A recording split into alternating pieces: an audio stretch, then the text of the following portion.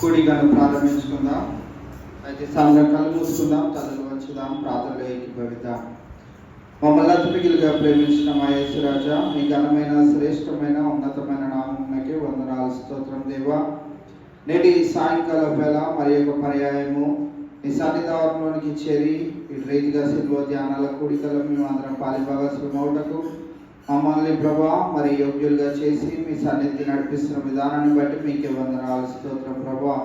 ఈ సాయంకాల వేళ మరి పాటల ద్వారా నేను మహిమ పొందనైన దేవా మీకే వందనాలు, స్తోత్రం ప్రభా. మీ వాకుల ద్వారా మమ్మల్ని మేము సరి చేసుకోగలుగుటకు మాకు ఇచ్చిన ఈ శ్రేష్టమైన గడియలను బట్టి మీకే వందనాలు, స్తోత్రం ప్రభా. వాక్యాన్ని విత్తనైన నాతో కూడా నీవు తోడుగుండి సహాయం అనుగ్రహించి నీ మాటలను ప్రభా మరి నీ బిడ్డలకు అర్థమయ్యే రీతిలో మరి నేను అందించులాగా మీ సహాయము శక్తిని దయచేయనైన దేవా మీకే వందనాలు, స్తోత్రం ప్రభా. ఈ రీతిగా ప్రభా ఇంతవరకు నీ సన్నిధిని మాకు తోడుగా ఉంచి ప్రభా మరి ఈ యొక్క ఆరాధనను ప్రభా మేము జరిపించుకోవడానికి ప్రభా మీరు కలుగు చేసిన ప్రతి విధమైనటువంటి అనుకూలమైన పరిస్థితులను బట్టి కూడా మీకే లెక్కలేని బట్టి వందనాలు, స్తోత్రం తెలియజేసుకుంటూ దేవా ఈ యొక్క కూడికను ముగించుకొని తిరిగి మేము వెళ్ళే పర్యంతం నీ కృపచాటు మమ్మల్ని అందరినీ భద్రపరచుకొని కేవలము నీకు మాత్రమే మహిమ ఘనత ప్రభావాలు చెల్లించలాగిన మీ సహాయం అనుగ్రహించి మీరే మహిమాగంత ప్రభావాలు చెల్లించుకోమని ఈ ప్రార్థన ప్రభు యేసు నామములో అడిగి వేడుకుంటున్నాం మా తండ్రి, ఆమేన్.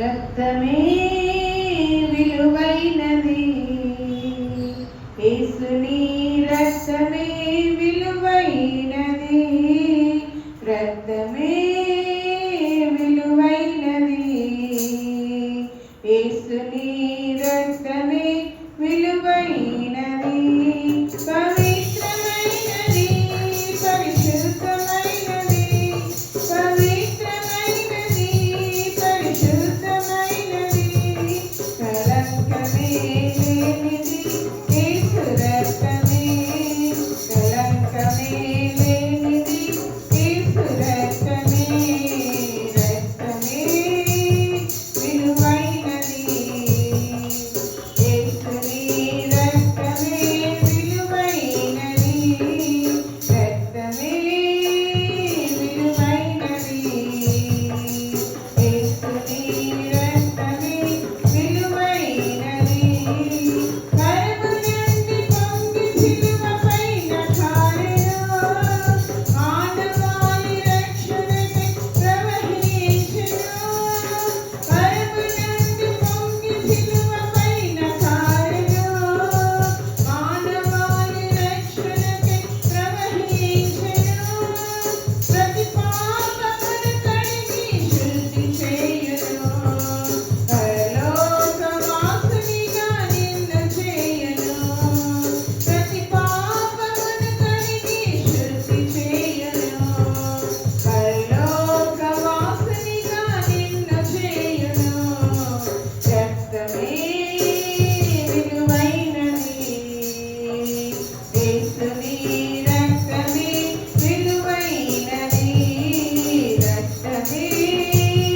విలువైనది, యేసుని రక్తమే విలువైనది, ప్రతి వ్యాధికి ఔషధము క్రీస్తు రక్తమే, పరమునకు చేర్చునది సిలువ రక్తమే, ప్రతి వ్యాధికి ఔషధము క్రీస్తు రక్తమే, పరమునకు చేర్చునది సిలువ రక్తమే, గొర్రెపిల్ల రక్తములో తమ వస్త్రములు తెలుపు చేసుకొనువారే ధన్యులౌదురు, గొర్రెపిల్ల రక్తములో తమ వస్త్రములు తెలుపు చేసుకొనువారే ధన్యులౌదురు, రక్తమే విలువైనది, యేసుని రక్తమే విలువైనది, రక్తమే విలువైనది.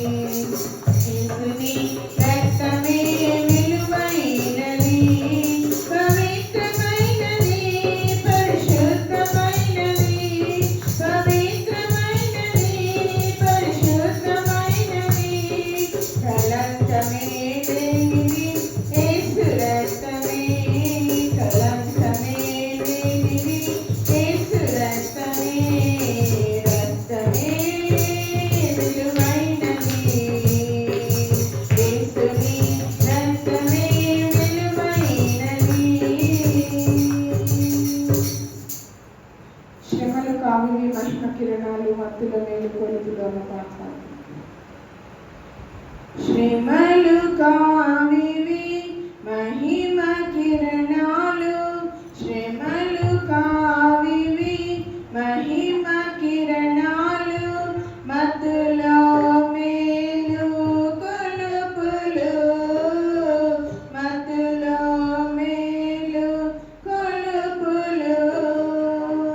చక్కగా నిలచి ప్రభువుతో జీవింప, చక్కగా నిలచి ప్రభువుతో జీవింప, సేవ చేయుటకు ఈవులు, సేవ చేయుటకు ఈవులు. శ్రమలు కావివి మహిమ కిరణాలు, శ్రమలు కావివి మహిమ కిరణాలు. శ్రమలైనా బాధలైనా హింసలైనా వస్త్రహీనతైనా కరువైనా ఖడ్గమైనా దూషణలైనా ఉపద్రవమైనా యేసు ప్రేమ నుండి మమ్ము వేరు చేయలేదు, యేసు ప్రేమ నుండి మమ్ము వేరు చేయలేదు, యేసు ప్రేమ నుండి వేరు చేయలేదు, యేసు ప్రేమ నుండి మమ్ము వేరు చేయలేదు. శ్రమలు కావివి మహిమ కిరణాలు, శ్రమలు కావివి మహిమ కిరణాలు. మరమైనా జీవమైనా దూతలైనా అధికారులైనా ఎత్తైనా లోతైనా ఉన్నవి అయినా రాబోవునైనా యేసు ప్రేమ నుండి వేరు చేయలేదు, యేసు ప్రేమ నుండి మమ్ము వేరు చేయలేదు, యేసు ప్రేమ నుండి వేరు చేయలేదు, యేసు ప్రేమ నుండి మమ్ము వేరు చేయలేదు. శ్రమలు కావివి మహిమ కిరణాలు, శ్రమలు కావివి మహిమ కిరణాలు, మత్తులో మేలు కొలుపులు, మత్తులో మేలు కొలుపులు.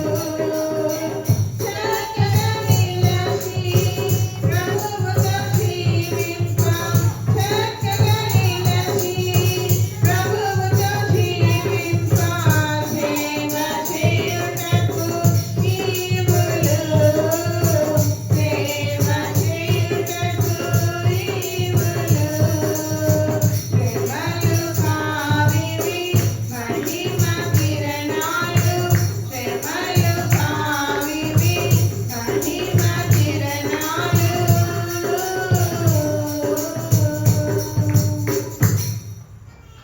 నీ ప్రేమ నన్ను కోరింది, నా కొరకు భూమికి వచ్చిందన్న పాట.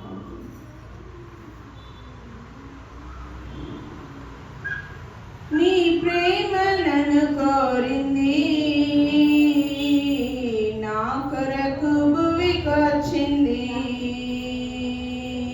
నీ కృప నన్ను కొన్నది, నా కొరకు బలి అయ్యింది. నీ ప్రేమ నన్ను కోరింది, నా కొరకు భూమికి వచ్చింది, నీ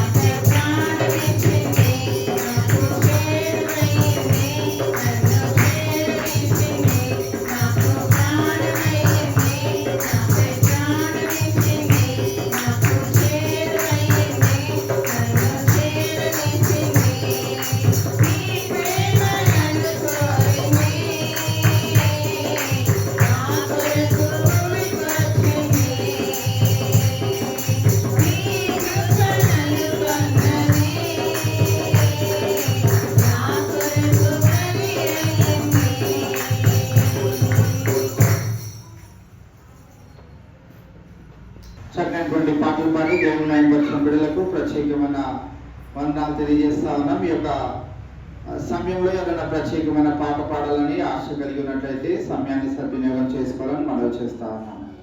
అందరికి వచ్చిన పాట పాడుతాను. మహోన్నతుడా నీ కృపలో నేను నివసించుట ఉన్నది. మహోన్నతుడా నీ కృపలోను నివసించుట. మూడు పారిన జీవితాలను చిగిరింపచేయగలవు నీవు. మూడు బారిన జీవితాలను చిగురింపచేయగలవు నీవు. మారానుభవం మధురముగా మార్చగలవు నీవు. మారానుభవం మధురముగా మార్చగలవు నీవు. మహోన్నతుడా నీ కృపలోని నివసించుట నా జీవిత ధన్యతై ఉన్నది.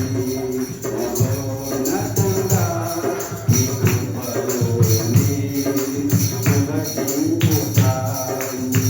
ఆత్మవాడక ఆత్మఫలములు ఆనందముతో ఫలించిన. ఆత్మవాడక ఆత్మఫలములు ఆనందముతో ఫలించిన. జీవజలముల ఊటైన నీవు నన్ను నాటితివా. జీవజలముల ఊటైన నీవు నన్ను నాటితివా. మహోన్నతుడా నీ కృపలోని నివసించుట నా జీవిత ధన్యతై ఉన్నది.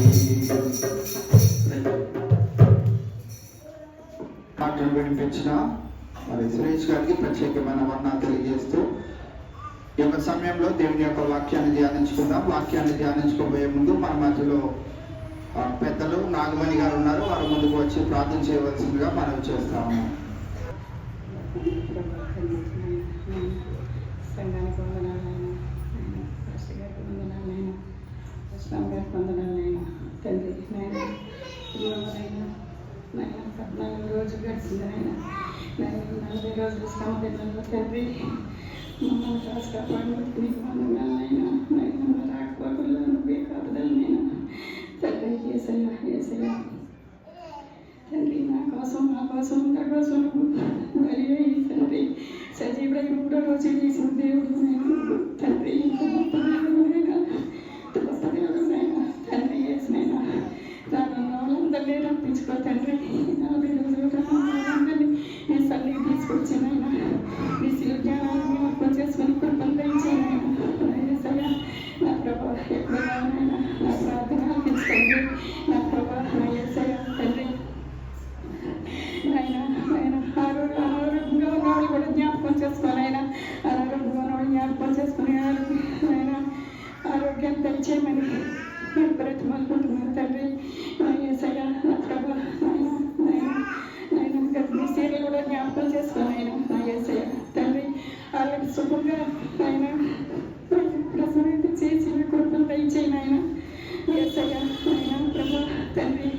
ఆయన ఎప్పుడున్నానైనా మమ్మల్ని అందరినీ జ్ఞాపకం చేసుకుంటావు నాకు తెలిసిన ఆయన మమ్మల్ని అందరినీ జ్ఞాపకం చేసుకుంటావు యేసయ్య ప్రభా.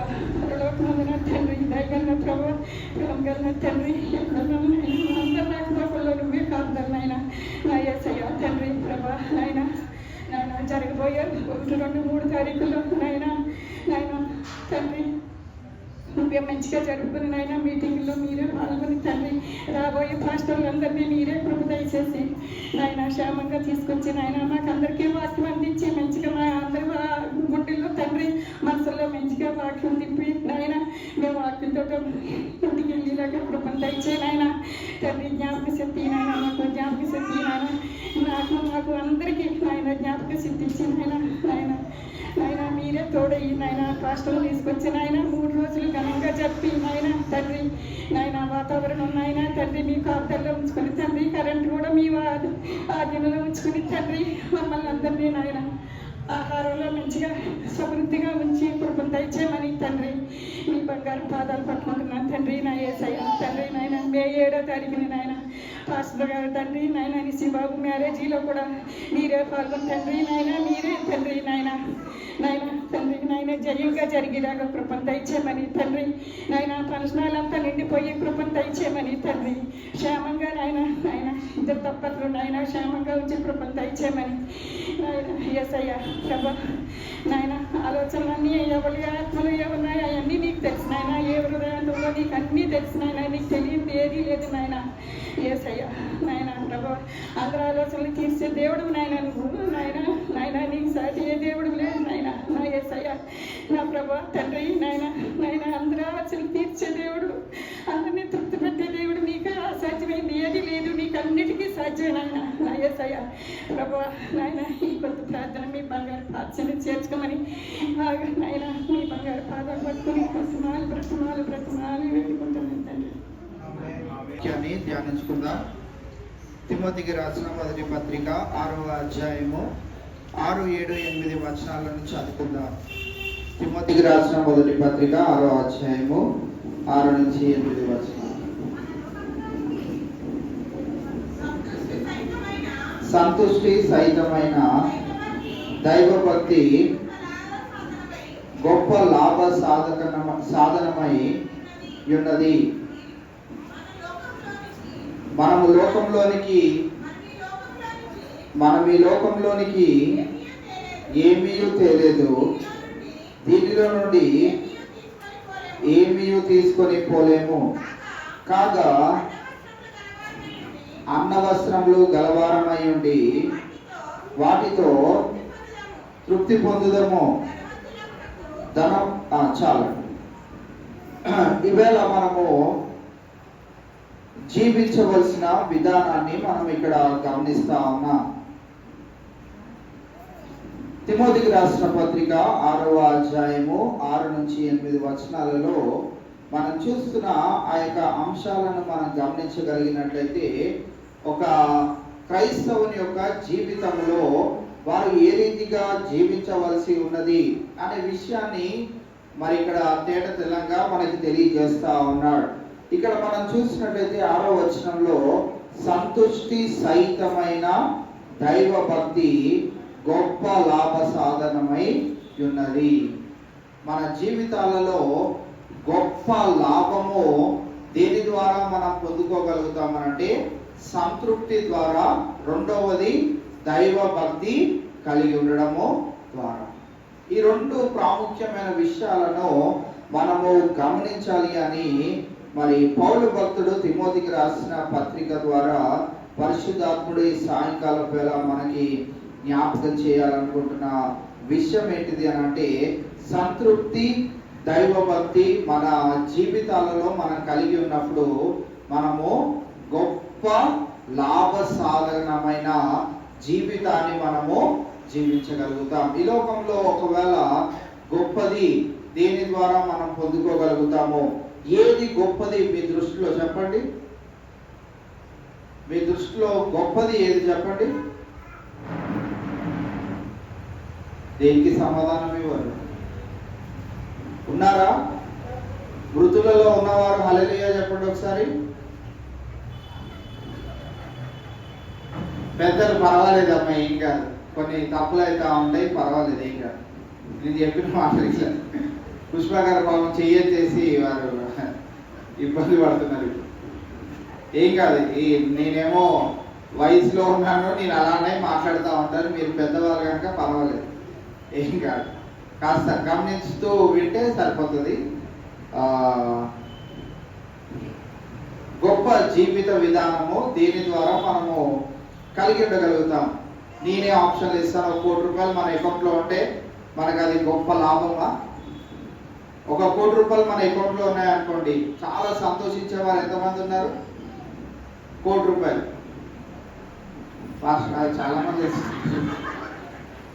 ₹1,00,00,000 మన అకౌంట్లో ఒకవేళ ఉందనుకోండి, ఇంకో 1,00,00,000కి మనం ఆశపడతా ఉంటాం. పోనీ పట్టు చీరలు చాలా రోజు 365 రోజులు పట్టు చీరలు కట్టుకునేటట్టు 365 రోజులు పట్టు చీరలు కనుక మీ బీరువాలో ఉంటే సంతృప్తి పొందేవారు ఎంతమంది? ఇంకా కావాలి. అదే ఆ సంవత్సరానికి ఎదుగుతాం. ఫస్ట్ 365 రోజులే ఉన్నాయి కనుక 365 రోజులు మంచి వస్త్రాలు ధరించుకునేటట్టు దేవుడు కృపను అనుగ్రహిస్తే మాకు అది సంతృప్తి అన్నవారు ఉన్నారా? ఉన్నాము. మనం చేతులు ఎత్తాం అంతేగాని రోజు సూటు బూట్ వేసుకుంటే ఎంత హ్యాపీగా ఉంటుంది, రోజు పట్టు చీర కట్టుకుంటే ఎంత హోందాగా ఉంటుంది. సరే, మూడవ ఆప్షన్ ఏంటిది అని అంటే, మనకి రోజువారీగా తినడానికి కరువు లేనట్లుగా మనకి నచ్చింది తినే ధన్యత పొందుకుంటే ఇది నా జీవితానికి సంతృప్తిని ఇస్తుంది అన్నవారు ఎవరు ఉన్నారు? రోజు బిర్యానీ తినే ఆ యొక్క ఆశ ఉన్నది నాలాగా అనుకోండి. రోజు బిర్యానీ తిన్నంత మాత్రాన సంతృప్తి పొందగలుగుతామా? ఒకానొక రోజు అడ్డం పడతాం. అప్పుడు మళ్ళీ ఎక్కడికి రావాలి? ఏమి తినలేని పరిస్థితుల్లోకి రావాలి. సో ఈ లోకంలో మనకు కనిపించే ఏదైనా కానీ మనకి సంతృప్తిని ఇస్తుంది అని అనుకుంటాం, కానీ నిజముగా వాస్తవానికి మనం గమనించినట్లయితే మనకి లోకంలో ఉన్నది ఏది సంతృప్తిని ఇవ్వలేదు. కొన్ని రోజుల వరకే.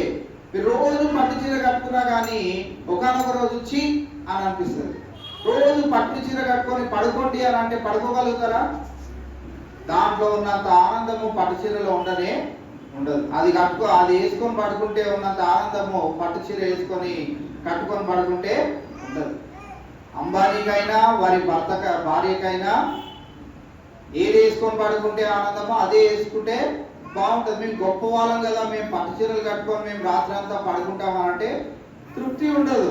కాబట్టి ఈవేళ మానవ జీవితంలో అని వాళ్ళని జాగ్రత్తగా ఆడుకోండి. ఏం కాదు, కిందకించి వీళ్ళిద్దరు బావబామ్మడుతున్నా ఎవరో మామ అల్లుడు ఇంకా అంతే ఉంటుంది. మామ పోలికలు అల్లుడికి వస్తాయి అంటారు కదా, ఇంతే ఉంటుంది. అల్లుడు అంతే చేస్తూ ఉంటాడు. ఇగో మా అల్లుడు కూడా ఇక్కడే ఉన్నాడు. సో నా చేష్టలే వాడికి వస్తాయి కనుక ఏం చేయలేము మనం. ఇంకా మామ ఎక్కడ తిరిగితే అల్లుడు అక్కడే ఉంటాడు కనుక ముందు మామని ఈరోజు సురుకు పెడితే తర్వాత అల్లుడు ఒకసారి పెట్టనీరా లేకుంటే. సరే, సంతృప్తి మన జీవితాలలో ఏది ఇవ్వదు. బైబిల్ గ్రంథం మనకు స్పష్టంగా తెలియజేస్తా ఉన్నది, సంతృప్తి కలిగి జీవించాలి, రెండోది దైవ భక్తి కలిగి జీవించాలి. ఈ రెండు ఎలాంటివి అంటే గొప్ప లాభ సాధనమైన జీవిత విధానమై ఉన్నాయి. మనం గమనించినట్లయితే సంతృప్తి కలిగిన జీవితం మనము కలిగి ఉండాలి. ఉదాహరణకి మనం గమనించినట్లయితే యేసుక్రీస్తు ప్రభువారు 5,000 మందికి 5 రొట్టెలు 2 చిన్న చేపలు పంచినప్పుడు వారు సంతృప్తిగా తిన్న తర్వాత కూడా వారికి ఎంత మిగిలింది? 12 గంపలు మిగిలినట్టు మనం చూస్తా ఉన్నాం. యేసుక్రీస్తు ప్రభువారితో ఉంటే మన జీవితం ఎలా ఉంటది అని అంటే, మనం ఏది కోరుకుంటున్నామో అది సంతృప్తిగా మనం పొందుకోగలుగుతాం. అత్యాశకు మనం వెళ్ళే వారిగా ఉండకూడదు అని బైబిల్ గ్రంథం మనకి సెలవిస్తా ఉన్నది. అత్యాశకు మనం గురైనట్లయితే 9-10 వచనాలు దాన్ని ప్రతిఫలాలు మనం ఇక్కడ చూస్తాం. అత్యాశకు మనం వెళ్ళినట్లయితే ధనవంతులగుటకు అపేక్షించు వారు శోధనలోను ఉరిలోను అవివేక యుక్తములను హానికరములనైన అనేక దురాశలలోను పడుదురు. అట్టి మనుషులను నష్టములోను నాశనములోను ముంచివేయును. ఏమవుతుంది? ఇది మనము గొప్ప వారనే వారిని మనం చూస్తా ఉన్నాం. వారు వారి ప్రాణాలు కాపాడుకోవడానికి చాలా మందిని వారి చుట్టూ పెట్టుకుంటా ఉంటారు. వారికి బౌన్సర్స్ కావాలి, వారికి పోలీస్ సిబ్బంది కావాలి, వారికి నానా విధములైనటువంటి సహాయ సిబ్బంది వారికి కావాలి. నీకు నాకు అవసరమా? మనకి ఏ బౌన్సర్ అన్న కావాలా? ఎవరైనా అరే నన్ను తీసుకెళ్ళి కిడ్నాప్ అన్న చేయరా అంటే నిన్ను తీసుకెళ్తే నీ వల్ల రూపాయి లాభం కూడా. మన జీవితాలు అలా ఉండడం వలన మనము గొప్ప లాభ సాధనమైన జీవితాన్ని మనం చూడగలుగుతాం. ఇక్కడ మనం గమనించినట్లయితే ఒకవేళ ధనవంతులగుటకే మనం ప్రయాస పడవలసిన అవసరం ఉన్నట్లయితే దానిలో ఉన్నటువంటి బాధ ఎటువంటిది అనంట, వారు శోధనలోను గురిలోను అవివేక యుక్తములను హానికరములనైన అనేక దురాశలోను పడుదురు. గడిచిన 2-3 వారాల నుంచి నాకు ఫోన్ కాల్ వస్తా ఉన్నది. ఏంటా ఫోన్ కాల్ అంటే, జియో రీఛార్జ్ నేను చేసుకోవట్లేదు, ఇన్ని రేట్లు పెంచుకొని ఆ కొడుకు పెళ్ళి అంత హోందాగా చేసుకొని ఇంత మంచి కస్టమర్ని పెట్టుకొని ఫ్రీగా ఇవ్వకుండా మన దగ్గర నుంచి డబ్బులు లాక్కుంటున్నాడు అంటే రీఛార్జ్ చేయట్లేదు. రీఛార్జ్ చేయకపోతే ఇప్పుడు వారు ఏం చేస్తున్నారంటే ఫోన్ కాల్ చేయిస్తున్నారు. ఫోన్ కాల్ చేసి అట్లీస్ట్ 299 రీఛార్జ్ అన్నా చేసుకోండి అని, లేకుంటే మీ సర్వీసెస్ ఆగిపోతాయి అని. ఇప్పుడు ఈ సర్వీసెస్ అన్ని ఎలా అయిపోయినాయి అని అంటే, ఇక్కడ మనకు హైదరాబాద్ లో ఎయిర్టెల్ బాగానే పనిచేస్తుంది అంటే ఇంకో మెదక్ వరకు వెళ్ళామనుకోండి అక్కడ జియో పనిచేస్తుంది, ఇంకో ప్రాంతానికి వెళ్తే అక్కడ ఎయిర్టెల్ పనిచేస్తుంది, ఇంకో ప్రాంతానికి వెళ్తే జియో పనిచేస్తుంది. ఇలా మనము అది ఇక్కడ మనకు అవసరం లేకలా వదిలేస్తే ఇంకో ప్రాంతంలో జియో బాగా పనిచేస్తుంది. కావున మనల్ని ఎలాగా ఈ ధనవంతులు ఎలాంటి ఇరకాటంలో పెట్టారు అని అంటే, వారు ఏదో విధంగా లబ్ధి పొందేటట్లుగా ప్రతి ఒక్క మానవాళిని వారు మనల్ని ఇబ్బంది పెట్టేవారిగా ఉంటా ఉన్నారు. ఈ ధనవంతులు వారు నిరంతరము ఏదో విధంగా ధనవంతులు అయ్యేటట్లుగానే ప్రయత్నము చేస్తూ ఉంటారు. వారు ఒకవేళ అలాంటి విధానముగా వారు జీవించలేనప్పుడు వారు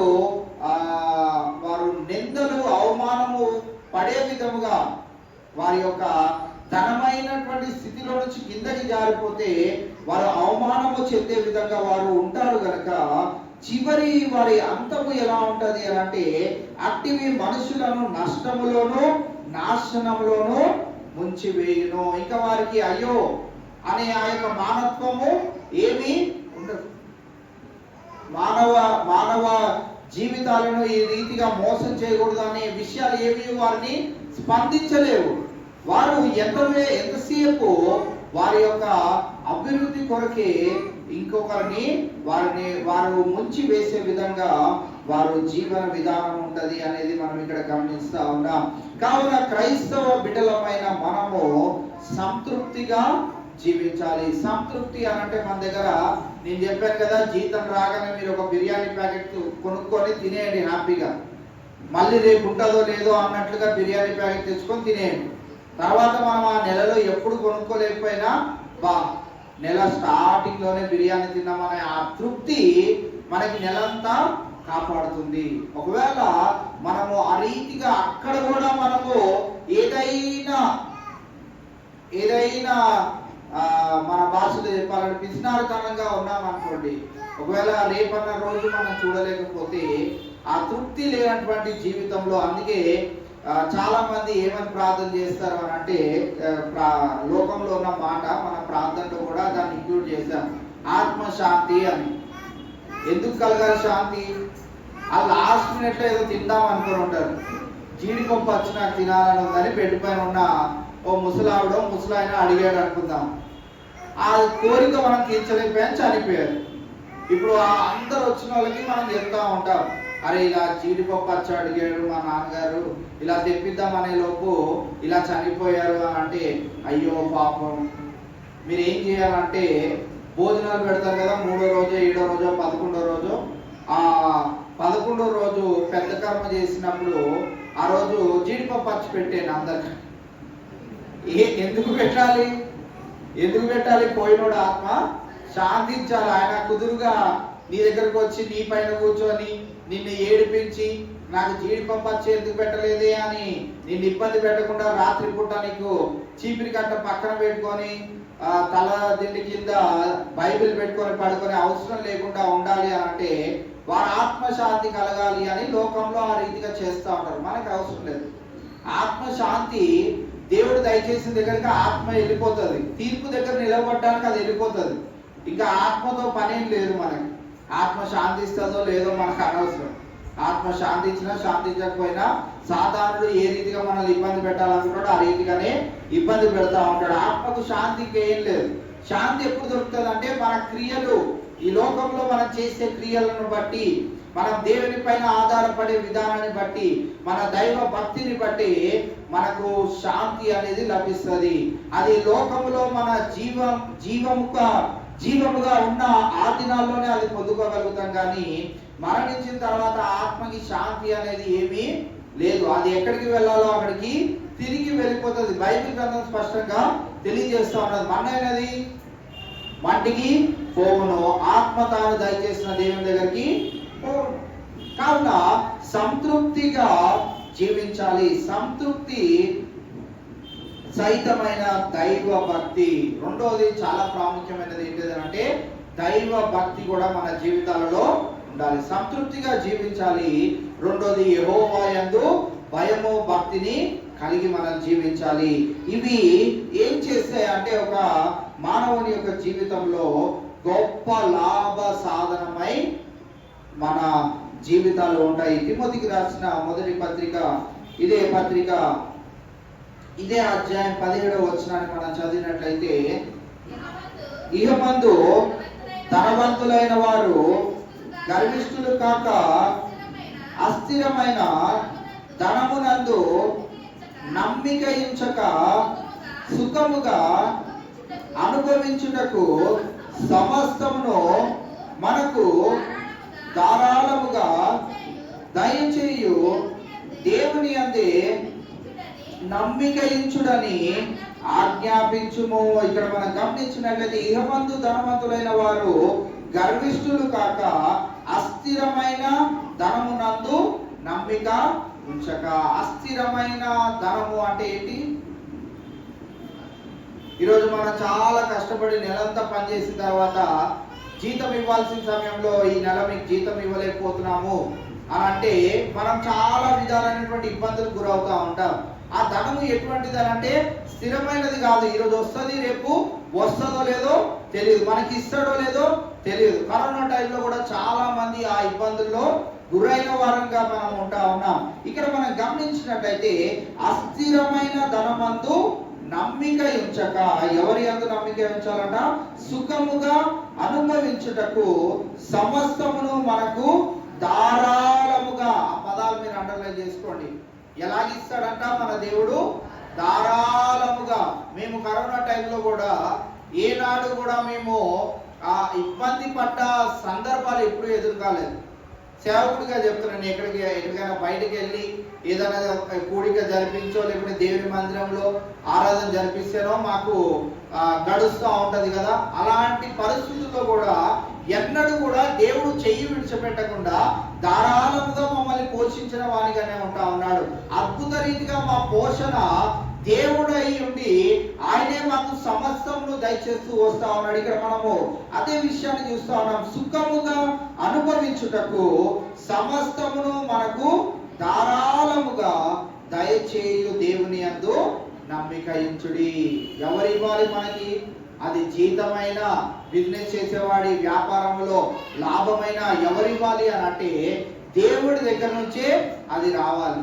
కావున ఈవేళ ఆ దేవుని కనుక మనం నమ్ముకోగలిగినట్లయితే ఆయన మనకి ఈ లోకంలో మరి ఏ రీతిగా మనల్ని ఉంచుతాడు అని అంటే ధారాళముగా దయచేయ దేవుడు. అంటే నువ్వు ఊహించని రీతిగా నీ పట్ల దేవుడు కార్యము నెరవేర్చేవానిగా ఉంటా ఉన్నాడు. కావున ఈవేళ మనం గమనించినట్లయితే ఎవరైతే దైవ భక్తి అంటే దేవుని అందు నమ్మిక ఉంచుతారో వారు ధారాళముగా పొందుకునే వారిగా ఉంటా ఉంటారు. మనము అనుకుంటా ఉంటాం ఈ మార్చ్ ఏప్రిల్ నెలంతా కూడా ఎలా ఉంటది అంటే ప్రతి కంపెనీలో ప్రతి ఉద్యోగ పరిస్థితుల్లో ఎలా ఉంటది అని అంటే ఫైనాన్షియల్ ఇయర్ గా చాలా మందికి చాలా రీతిగా కటింగ్స్ ఉంటా ఉంటాయి, చాలా రీతిగా ప్రమోషన్స్ లేకుంటే ఇంక్రిమెంట్స్ ఉంటా ఉంటాయి.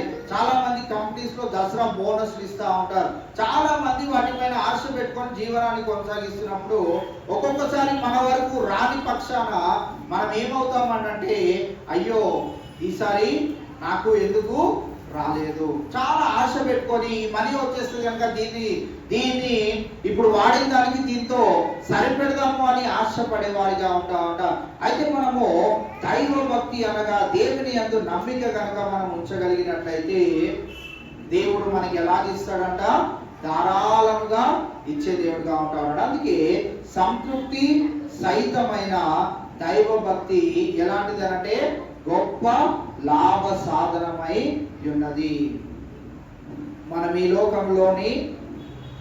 లోకంలోనికి ఏమీయు తేలేదు, దీనిలో నుండి ఏమీయు తీసుకొని పోలేము. మనందరికీ తెలిసిన విషయమే. దీంట్లో నుంచి దీనికి ఏమైనా తీసుకొని వచ్చామా ఈ లోకంలోనికి? ఓ చెట్టును కూడా తీసుకురాలేదు, మనం ఒక ఆకును కూడా తీసుకొని రాలేదు. ఎలా వచ్చాము? మన ఒంటి పైన ఒక గుడ్డ కూడా లేదు. దేవుడిచ్చిన చర్మమే ఉంది, దాంట్లో అవయవాలే ఉన్నాయి, వాటితోనే మనం ఈ లోకంలోనికి వచ్చాము. అందుకే ప్రసంగి గ్రంథం 5వ అధ్యాయం 15వ వచనాన్ని మనం చదివినట్లయితే, ప్రసంగి గ్రంథం 5వ అధ్యాయం 15వ వచనం.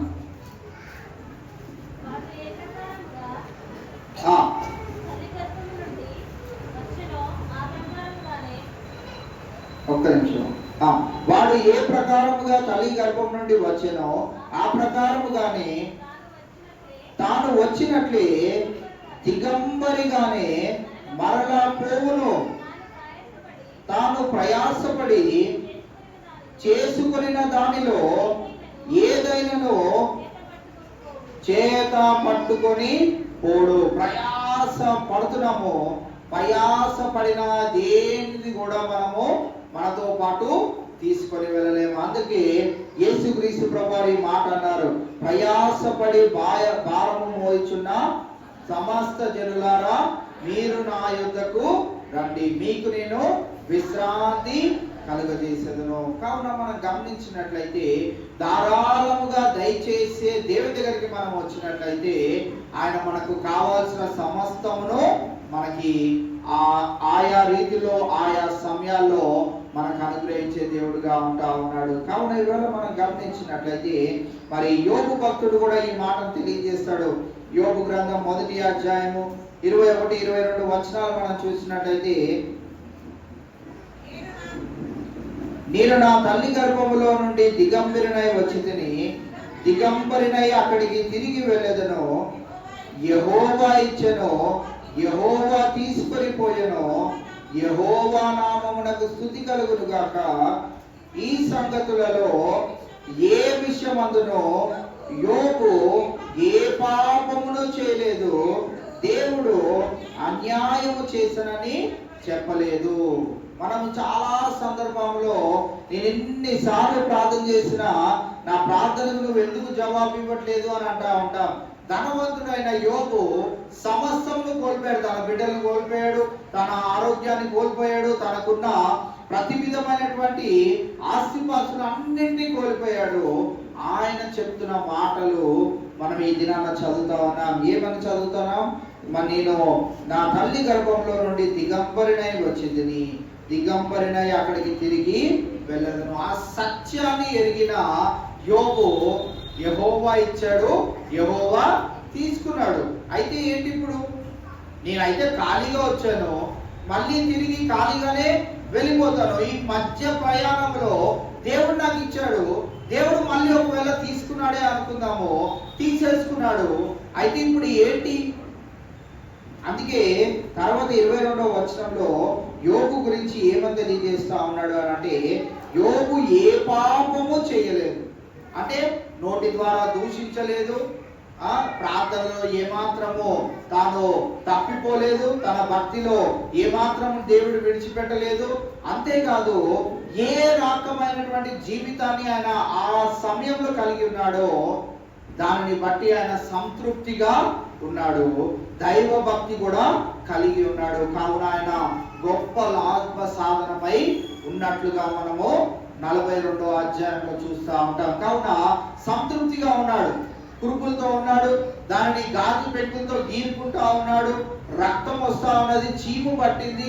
తన ఒళ్ళును చూసి తన భార్య నీవు ఇంకా చచ్చిపోవచ్చు కదా, దేవుణ్ణి దూషించవచ్చు కదా అన్న ఆ మాటలు కూడా వాటన్నిటినీ లెక్క చేయక ఆ జీవితాన్ని బట్టి కూడా సంతృప్తిగా ఉన్న యోబు దైవ భక్తిలో కూడా నిలకడగా ఉన్నాడు. గొప్ప లాభాన్ని తిరిగి రెండింతలుగా పొందుకున్నట్లు మనము చూస్తా ఉన్నాం. కావున ఈవేళ యోబు మనందరికంటే చాలా ధనవంతుడు, చాలా ఆస్తిపాస్తులు కలిగిన వాడు. మనమంటే సాదాసీదా మనుషులము, సాధారణమైన మనుషులము. మనము ఏ రీతి భక్తిని మనము దేవుని పట్ల కనపరచాలి, ఎలాంటి సంతృప్తి కలిగిన జీవితాన్ని మనం జీవించాలి, ధారాళంగా దేవుడు ఇవ్వాలని కోరినప్పుడు నీ భక్తి కూడా ధారాళముగా ఉండాలి కదా. యోబు వలె మన భక్తిని ఎక్కడ కూడా విడిచిపెట్టదు కదా. అందుకే అక్కడ మనం చూసినట్టయితే ఆయన ఏ పాపము చేయలేదు, దేవుడు అన్యాయము చేసినని కూడా చెప్పలేదు. అన్యాయము చేశావు దేవా, నీవు నాకు అన్యాయము చేశావు అని చాలాసార్లు మనం అంటా ఉంటాం. హఠాత్తుగా మన ఇంట్లో వారు ఎవరైనా చనిపోయినప్పుడు, ఒకవేళ తండ్రి చనిపోయాడు అనుకోండి, కుటుంబ భారం అందరినీ మోసే తండ్రి చనిపోయాడు అనుకోండి, భార్య పిల్లలు అందరు కలిసి ఏకదాటిగా ఏమంటారు అంటే, దేవుడు మాకు వద్దు, ఈ దేవుడు మాకు వద్దు, ఇంత అన్యాయం చేస్తాడా, ఈ వయసులో మా తండ్రిని తీసేసుకుంటాడా అని చాలా సార్లు అన్నవారిని నేను కల్లారా చూశాను, నేనే సాక్షిని. చాలా మంది అలాగా అన్నారు, ఈ దేవుడు మాకు వద్దు, ఇంత అన్యాయం చేస్తాడా. కావున మనం చూసినట్టయితే యోబు అన్యాయం ఏమీయో చెయ్యలేదు అంటున్నాడు. దేవుడు నాకు అన్యాయం ఏమి చేయలేదు, ఆయన సమస్తము మేలే కదా చేస్తాడు అని తన విశ్వాసాన్ని బట్టి యోబు ఏం పొందుకున్నాడు? 42వ అధ్యాయంలో రెండింతల ఆశీర్వాదాన్ని పొందుకున్నాడు. సంతృప్తిగా ఉన్నాడు.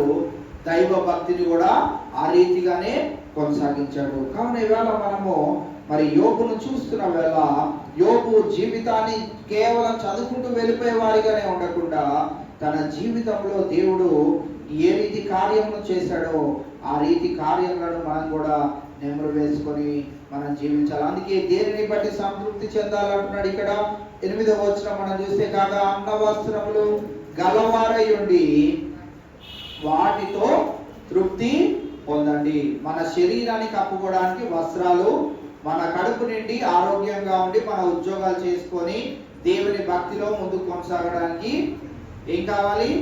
అన్నము, పానములు. అన్నము, పానము, ఈ మూడు అన్నము, పానము, వస్త్రాలు, ఈ మూడు మన జీవితాలలో ఉంటే చాలు అన్న రీతిగా మనం జీవించగలిగినట్లయితే దేవుడు మనకి ధారాళముగా దయచేసే దేవుడుగా ఉంటా ఉన్నాడు. హెబ్రీయులకు రాసిన పత్రిక 13వ అధ్యాయము 5వ వచనాన్ని మనం చదివినట్లయితే, ధనాపేక్ష లేని వారై మీకు కలిగిన వాటితో తృప్తి పొంది ఉండుడి. మన దేవుడు మనకిస్తున్న వాగ్దానాన్ని మనం గమనించినట్లయితే, నిన్ను ఏమాత్రమును విడువను, నిన్ను ఎన్నడును ఎడబాయనని ఆయనే చెప్పాను కదా. మనం చదువుకుంటాం, బైబిల్ గ్రంథాన్ని రోజు చదువుకుంటాం. అన్ని విషయాల్లో దేవుడు మనకి సహాయం చేస్తూ వస్తున్నప్పటికీ అప్పటికప్పుడు మనం దేవునికి కృతజ్ఞతాస్తుతులు చెల్లిస్తాం. నేను అందుకే ఈ సంవత్సరమే అనుకుంటా క్యాలెండర్ మనకి ఇచ్చినప్పుడు ఆ క్యాలెండర్లో దేవుడు ఆ దినాన్ని ఏదైనా మేలు చేస్తే వెంటనే ఆ డేట్ దగ్గరైనా లేకుంటే ఆ బ్లాంక్ స్పేస్ ఇచ్చిన దగ్గరైనా మీరు రాసుకోండి అని చెప్పాను. మార్చి నెలలోకి వచ్చాం కదా, జనవరి ఫిబ్రవరి నెలలో దేవుడు మీకు ఏమైనా మేలు చేశాడా?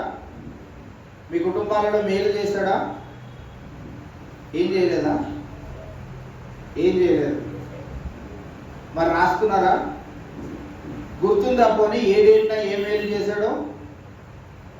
మనం అంత అబ్దుల్ కలాం బ్రెయిన్లు కావు కాబట్టి నా బ్రెయినే మీ బ్రెయిన్, నాది ఎంతనో మీది అంతే అని మీరు కూడా క్యాలెండర్ డేట్లలో దేవుడు ఏ మేలు చేశాడో రాసుకున్నాను. ఫీవర్ వచ్చి తగ్గిందంటే అదేం దేవుడు మేలు అవసరం లేదు.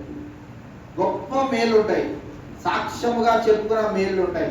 లేకుంటే మనం దేవుని మందిరంలో సాక్ష్యం చెప్పిన ఆ సందర్భాలైనా మీరు మార్క్ చేసుకొని అక్కడ రాసుకుంటే మీకు గుర్తుంటాయి. మా ఈ నెలలో దేవుడు ఇంత గొప్ప మేలు చేశాడు, లేకుంటే నా పరిస్థితి ఏమాయను అనే విషయాలు మనం గుర్తుంచుకోవాలని మీకు ఆ తలంపునిచ్చాను. మీరు ఇంటికి వెళ్ళానా రాసుకోండి. ఎందుకు అంటే మన దేవుడు మనల్ని విడిచిపెట్టే దేవుడు కాదు. అందుకే ఇక్కడ మనము చూసినట్లయితే ధనాపేక్ష లేని వారై మీకు కలిగిన వాటితో తృప్తి పొంది యుండుడి. ఎప్పుడు కూడా ఇంట్లో ఉండే భార్యలు బయటకు వెళ్ళి పని చేసి వచ్చే భర్తలతో ఇలా అనకూడదు. ఎందుకంటే చీటామాటి మాటలు ఆ పక్కింటో ఈ పక్కింటోతో మాట్లాడతాం కనుక అలా భర్త ₹1,00,000 సంపాదిస్తున్నాడంట అని మనం ఎప్పుడు భర్తతో అనకూడదు. మరి విశేషంగా ఒకవేళ అవిశ్వాసితో నువ్వు మాట్లాడుతూ వారు మంచి లబ్ధి పొందుకునే వారిగా ఉన్నారు అని అంటే వారితో అస్సలు మనము కంపేర్ చేసుకోవద్దు. ఒకవేళ విశ్వాసిలో ఒకవేళ వారు బలంగా సంపాదించే వారు ఉన్నట్లయితే వారితో అస్సలు కంపేర్ చేసుకోవద్దు. ఎందుకనంటే జీవిత చరిత్ర అంతా చూసుకుంటూ రావాలి. వారి తల్లిదండ్రులు ఎలా కష్టపడి వచ్చారు, ఏంటి వారి బ్యాక్గ్రౌండ్ ఏంటి, వారు ఏం సంపాదించారు, ఏం చేస్తూ వచ్చారు, అన్ని మనము కేటగరైజ్ చేసుకొని దాని తర్వాత ఎవరైనా పోల్చేవారిగా ఉండాలి. నా వరకు అయితే ఎవరితో కూడా మనం పోల్చుకోదు. దేవుడు అంట మన వేలి ఈ ఫింగర్ ప్రింట్ ఎవరిది కూడా మ్యాచ్ చేయకుండా పెట్టాడంట. అంటే ఎవరిది మ్యాచ్ చేయకుండా ఎందుకు పెట్టుంటాడు చెప్పండి? ఎవరిది ఎందుకు మ్యాచ్ చేయలేదు? ఒకరితో ఒకరు మీకు సంబంధమే లేదు. మిమ్మల్ని దేవుడు కలిపాడు అంతే. మీరిద్దరు జంటగా జీవితాన్ని కొనసాగించాలి. మీరు ఆ అన్నతమ్ముళ్ళుగా అవ్వడానికి, అక్క చెల్లెలుగా అవ్వడానికి దేవుడు మీకు ఆ కృపనిచ్చాడు. అలా కొనసాగాలి అంతే. ఈ ఫింగర్ ప్రింట్స్ ఒకటిగా చేయనప్పుడు మీరు అందరూ ఎందుకు వేరే వారితో కంపేర్ చేసుకోవాలి? అందుకే ఇక్కడ ఏమంటున్నాడంటే ధనాపేక్ష లేని వారే. వాడు ఏ మోసం చేస్తున్నాడో మనకేం తెలుసు, ఎక్కడ లంచం పుచ్చుకుంటున్నాడో మనకేం తెలుసు, ఎలాంటి అపవిత్రమైనటువంటి కార్యములు చేసి ధనాపేక్షకు లోనైన వాడై తాను ధనము సంపాదిస్తున్నాడు మనకేం తెలుసు. మన మీ భర్తలు చాలా కష్టపడి వారు సంపాదించుకొని వస్తుంటే అది కొద్దిదైనా పర్వాలేదు, గుణవతి అయిన భార్య అయితే దానిని చాలా జాగ్రత్తగా భద్రపరచగలుగుతుంది. కావున మనం గుణవతి అయిన భార్యల వల్లే మీరు ఉండాలి. గుణవతి అయిన భార్యల వల్లే మీరు ఉండగలిగినప్పుడు అది కొద్దిదైనా కానీ ధనాపేక్ష లేని వారై కలిగిన దానితో తృప్తిగా జీవించగలుగుతాం. మనకున్న విశ్వాసం ఏంటిదనంటే నా దేవుడు నన్ను, నా కుటుంబాన్ని ఏమాత్రం విడువడు, నన్ను ఎడబాయడు. ఆయన విడిచిపెట్టడానికి క్లారిటీగా మనకు తెలిసినప్పుడు మనం ఇంకెందుకు వేరే వారితో వాళ్ళు కూడా ఎంత సంపాదిస్తున్నారు, వాళ్ళు అప్పుడే ఇల్లు కొనేసుకున్నారు, వాళ్ళు కూడా అప్పుడే కారు కొనేసుకున్నారు, వారి పరిస్థితి ఏంటో మనకి తెలియనప్పుడు మనం వేరే వారితో మీకు గుర్తుంచుకోవాల్సింది ఇది ఒకటే, ఫింగర్ ప్రింట్. మనది వేరే వారితో సంబంధం లేనట్లుగా ఉన్నప్పుడు మన జీవితాన్ని కూడా దేవుడు వేరే వారితో పోల్చి అస్సలు ఉంచనే ఉంచడు. మనకి దేవుడు ఇచ్చిన జీవితాన్ని బట్టి మనం సంతృప్తిగా జీవించవలసిన వారమై ఉంటాం. దాంట్లో మనం విశ్వాసాన్ని కనపరచాలి, ఉన్న దాంట్లో సంతృప్తిగా ఉండాలి. విశ్వాసం అంటే దైవభక్తి కలిగి మనం జీవించాలి. ఈ రెండు సంతృప్తిగా దైవభక్తి కలిగి జీవిస్తున్నామా లేదా అనేది ఈ రెండు మనం చూసుకుంటూ మనం జీవితాన్ని ముందుకు కొనసాగిస్తే చాలు గొప్ప లాభ సాధనమైన వారిగా దేవుని ఎదుట మనము నిలవబడగలుగుతాం. కావున ఈవేళ దేవుడు మనకు జ్ఞాపకం చేయాలనుకున్న ప్రాముఖ్యమైన విషయం ఏంటిది అని అంటే మనము సంతృప్తి సహితమైన దైవ భక్తిని కలిగి జీవించే వారిగా మనం ఉండాలి. ఈ ధనాపేక్ష అనేది మనకి ఉండనే ఉండకూడదు. దేవుడు ఇవ్వాలి అని అనుకుంటే నీకు ఖచ్చితంగా ప్రమోషన్ ఇస్తాడు. దేవుడు ఇవ్వాలనుకుంటే నీకు ఆ ఉద్యోగంలో ఇంక్రిమెంట్ ఇస్తాడు. దేవుడు ఇవ్వాలనుకుంటే ఆయన సాక్షాత్తమైన నిలబెట్టుకోవాలనుకుంటే ఏ కార్యమైన దేవుడు జరిగిస్తాడు. ఏ కంపెనీలో అయినా చూడండి, అంబానీ ఏమైనా క్రైస్తవుడా? గొప్పగా ఉన్నాడు, ఏ ప్రయోజనం? ఒకనొక రోజు మనము దేవుడిని చూస్తాం, అంబానీ చూస్తాడా? చెప్పాలి. మీరు ఈ ఆన్సర్ చెప్పగలిగితే మీకు నా మెసేజ్ అర్థమైపోతుంది. మీరు తృప్తిగా జీవించేస్తారు ఉన్నదాంతో. ఒకనొక రోజు అంబానీ లోకంలో చాలా రిచ్గా బతికాడు. వాళ్ళ కొడుకు పెళ్లికి 5 కోట్లు ఎంతనో 5,000 కోట్లు ఎంతో పెట్టి పెళ్లి చేశాడు. అంతా బానే ఉంది. నువ్వు నేను ఒక రోజు తండ్రి ఎదుట ఆ పరలోక రాజ్యంలో ఆ నిత్యము బంగారు వీధిలో మనం తిరుగుతాం. అంబానీ తిరుగుతాడా? ఇప్పుడు ఆయన కూడబెట్టింది అంతా దేనికి? ఒకవేళ ఆయనకి బంగారు పెట్టి చేసినా కానీ ఏమన్నా లాభం ఉందా? వాళ్ళ ఇంట్లోనే ఒకవేళ ఆయన పెట్టుకున్నా కానీ ఏమన్నా లాభం ఉందా? పోని అంత సంపాదించడానికి వాళ్ళ భార్య ఏమన్నా ఆ పడుకునే బెడ్ పక్కనే చనిపోయిన తర్వాత కూడా అంబానీని పడుకోబెట్టుకుంటుందా? ఇంకా లోతుకి తీసుకొని వస్తున్నా మిమ్మల్ని.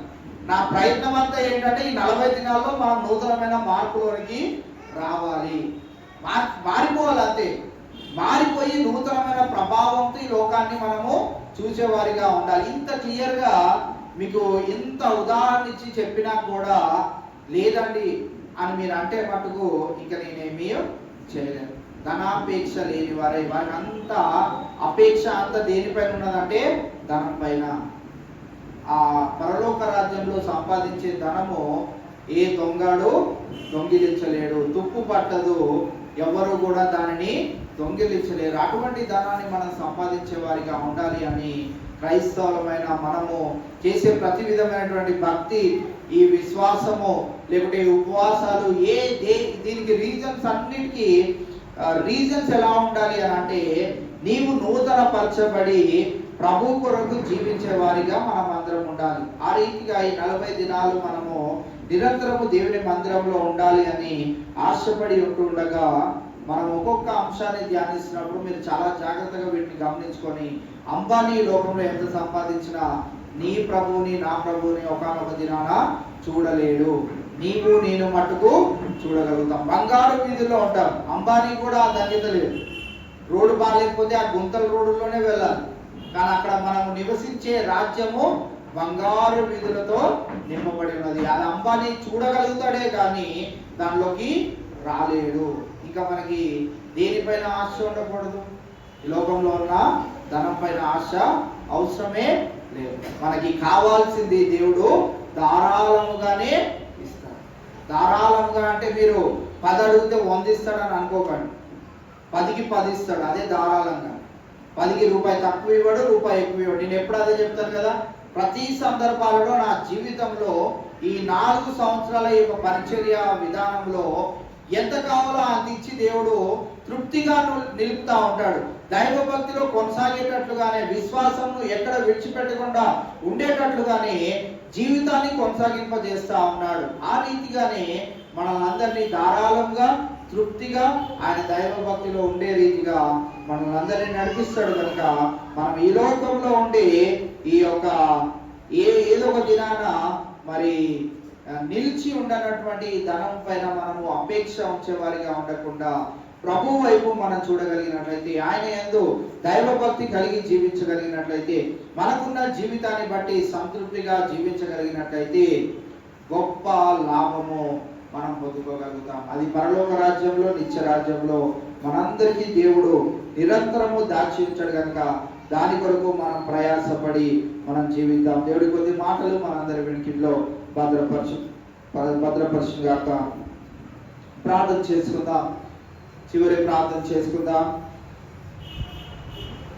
10th క్లాస్ ఎగ్జామ్స్ రాసిన బిడ్డల గురించి, ఎగ్జామ్స్ రాయించిన బిడ్డల గురించి, ఇంటర్మీడియట్ ఎగ్జామ్స్ కూడా మరి బిడ్డలు రాస్తా ఉన్నారు. మేబీ 1 ఎగ్జామ్ ఉందేమో, అయిపోయిందా? సెకండ్ ఇయర్ కూడా ఇంటర్మీడియట్ ఎగ్జామ్స్ అయిపోయినాయని తెలియజేశారు. ఇంకా ఏమైనా ఎంట్రన్స్ ఎగ్జామ్స్ కానీ ఎల్కేజీ నుంచి పీజీ వరకు బిడ్డలు రాసే ఎగ్జామ్స్ అందరిలో దేవుడు మంచి జ్ఞానాన్ని దయచేలాగా వారి కొరకు ప్రార్థన చేద్దాం. మే 1, 2, 3 తారీఖుల్లో జరిగే మే మీటింగ్స్ కొరకై ప్రార్థన చేద్దాం. మరి రెవరెండ్ పసుల జయప్రకాష్ గారు ఆ దినాలకై మరి ఏర్పాటు చేయబడి ఉన్నారు కనుక వారి రాకపోకలేదు దేవుడు సహాయం దయచేలాగా వారి వాక్కుల చేత మన జీవితాలు మరి ఇంకను ప్రభులో అంటుకట్టబడినట్లుగా వారి కొరకు ప్రార్థన చేద్దాం. అలాగే వాతావరణం గురించి, ప్రతి ఒక్క విషయం గురించి మనము ప్రార్థనలో జ్ఞాపకం చేసుకుందాం. చివరి ప్రార్థన మన మధ్యలో ఉన్న రత్నమ్మ గారు వచ్చి ప్రార్థన చేయవలసిందిగా కోరుకుంటా ఉన్నాం. అలాగే మనల్ని ప్రేమించి మరి ప్రమోద్ వారి కుటుంబము మరి పలహారం తీసుకుని వచ్చి ఉన్నారు. వారి కొరకు కూడా ప్రార్థన చేయవలసిందిగా మనం చేస్తాం. ఈ పరిశుద్ధమైన బంగారు పాదాలు పొందడానికి స్తోత్రాలు చెల్లిస్తున్నాను ప్రభా. తండ్రి గడిచిన ప్రభా 13 రోజులు ప్రభా మరి మీ యొక్క సేవ దినాన్ని మేము చక్కగా ధ్యానించుకున్నందుకు మీరు ఇచ్చిన కృపను బట్టి వందనాలు స్తోత్రాలు చెల్లిస్తున్నా. ఈ 14 రోజుల ప్రభా తీరుంటే ప్రభా చక్కనైన వాక్యాన్ని ప్రభా మాకు బోధించినట్టు మీరు ఇచ్చిన కృపను బట్టి వందనాలు.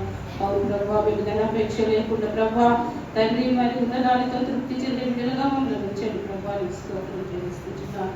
జీవన తండ్రి తండ్రి మా జీవితాల్లో ప్రభా నా తండ్రి నీకు ఆయాసకరమైన జీవితం మాలో ఏదైనా ఉంటే ప్రభా వాటన్నిటిని మేము సరి చేసుకున్నటకు మీరు ఇచ్చిన యొక్క 40 రోజుల శిలువదేనాలను బట్టి వాళ్ళు స్తోత్రాలు చెల్లిస్తున్నాను ప్రభా తండ్రి విత్తబడిన వాక్యాన్ని సరళంగా మేము జీవించే పిల్లలుగా మమ్మల్ని ఉంచండి స్తోత్రం చెల్లిస్తున్నాను. అదేవిధంగా ప్రభా కూడా వచ్చిన ప్రతి ఒక్క బిడ్డను దీవించండి ఆశీర్వదించండి ప్రభా తండ్రి ఎవరెవరికైతే ఏ ప్రాబ్లం ఉందో ప్రభా ప్రతి ఒక్కరికి మీరు ప్రాబ్లమ్ సాల్వ్ చేయండి ప్రార్థిస్తున్నాను. జీవగలిగిన తండ్రి మరి ఎగ్జామ్స్ రాసిన ప్రతి ఒక్క బిడ్డను మీ కృపలో జ్ఞాపకం చేసుకునేది ప్రభా తండ్రి వారి కష్టానికి తగ్గ ఫలితం దయచేయండి ప్రార్థిస్తున్నాను ప్రభా బిడ్డలు ఎంతో కష్టపడి ఎగ్జామ్స్ రాశారు ప్రభా మరి మంచి రిజల్ట్ వచ్చేలాగా మీరు కృప చూపించండి ప్రభా ఇంకెవరైనా ఎగ్జామ్స్ రాయబోతున్నట్లయితే ప్రభా వారికి నీ తెలివిని నీ జ్ఞానాన్ని దయచేయని ప్రార్థిస్తున్నాను తండ్రి ప్రభా ఎవరెవరైతే అనారోగ్యంతో ఉన్నారో ప్రభా ప్రతి ఒక్కరికి చక్కని ఆరోగ్యం దయచేయని ప్రార్థిస్తున్నాను. ఎవరైతే ప్రభా తండ్రి ఆర్థిక విషయంలో ఇబ్బంది పడుతున్నారు ప్రభా వారికి కూడా తండ్రి మీరు ఆర్థిక విషయంలో సహాయం చేయమని ప్రార్థిస్తున్నాను.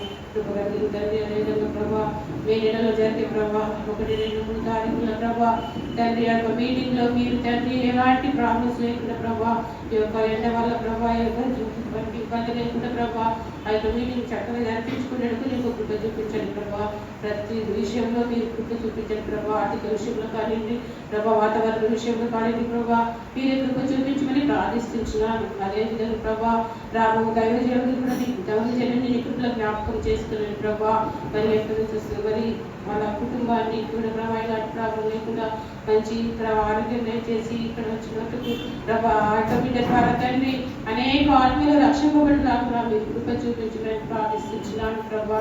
అదేవిధంగా నీ యొక్క దైవజనుడు ప్రభా జనవరి ప్రభా 7వ తారీఖున జరిగే ఆ యొక్క వివాహం గురించి కూడా మరి ఎంతగానో ప్రార్థిస్తున్నాను ప్రభా ఆ యొక్క వివాహం కూడా చక్కగా జరుగుటకు మీరు కృప చూపించండి ప్రభా వాళ్ళు చేస్తున్న ప్రతి పనిలో మీరు సహాయం చేయండి ప్రభా ఎక్కడ వెళ్ళినా ఏం చేసినా ప్రభా తండ్రి నీ ప్రభా అనుమతి తీసుకొని వెళ్ళేటప్పుడు తండ్రి ఏం చేయాలి ఏం చేయకూడదని ఒక మంచి ప్రభా ప్రేరణ దయచేసి ప్రార్థిస్తున్నాను. ఇది కుటుంబాల ప్రభా చక్కగా తండ్రి మరి సంతోషంగా తండ్రి అన్ని సర్దుబాటు చేసుకునేటకు వారందరికీ మంచి మనసు దయచేయని ప్రార్థిస్తున్నాను ప్రభా తండ్రి మీరు ఇచ్చిన ఒక గొప్ప దర్శనం బట్టి వందనాలు. అదేవిధంగా ప్రభా ఇంకా ప్రభా తండ్రి ఉన్న సంధిరాలలో కూడా ప్రభా మేము మమ్మల్ని సరి చేసుకుని ప్రభా తండ్రి నీ యొక్క 2వ రాకలో మేము ఎత్తబడే బిడ్డలుగా మమ్మల్ని ఉంచమని ప్రార్థిస్తున్నాను ప్రభా. ఇది చేసిన ప్రభా తండ్రి ఇంతవరకు మాకు ఎన్నో గొప్ప కార్యాలు చేశారు ప్రభా ఇక మీరు కూడా ప్రభా మమ్మల్ని జ్ఞాపకం చేసుకోమని మరి ప్రభా మేము వెళ్తుండగా నీ యొక్క ప్రభా సహాయం నీ యొక్క తండ్రి ఇటువంటి దయచేయమని మా ప్రభాకు వచ్చిన ప్రతి ఒక్కరిని దీనికి ఆస్వాదించమని మా ప్రభు యేసుక్రీస్తు పరిశుద్ధ నామములో ప్రార్థించి వేడుకుంటున్నాను స్వామి.